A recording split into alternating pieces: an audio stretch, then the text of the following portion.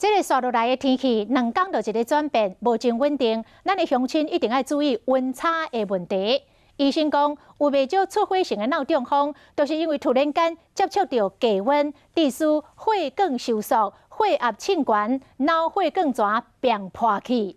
这种的患者面会歪斜，脚步踏袂在，尤其是这个血管拄啊憋气的时阵，会头痛头晕。这个时阵，若会当抢时间，马上送病院处理。 会较无后遗症。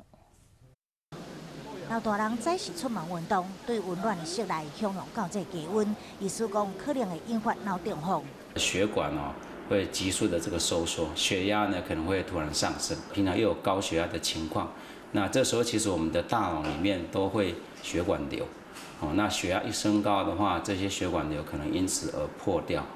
不过，一般脑中风拢是患者出现着面部歪斜、脚步袂在，这个时阵大脑已经受到伤害，治好了后，至少拢有后遗症。医师讲，脑血管伫大憋火的时阵，有几个现象。他可能会先感到一阵的晕眩或头痛，那也许会有一点这个手脚不是太灵活，但是也许他并不是很在意。那过了半个小时之后，当这个血块越来越大的时候，那他就会开始出现。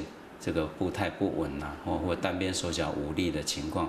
若是伫温差大的环境出现着跳动性的头痛，迄就是眼前反乌。医师讲，真有可能出现脑出血性中风的征兆，赶紧就医，就会当避免大脑气管甲压迫受损，骹手无力、面部瘫痪的后遗症，卖较轻微。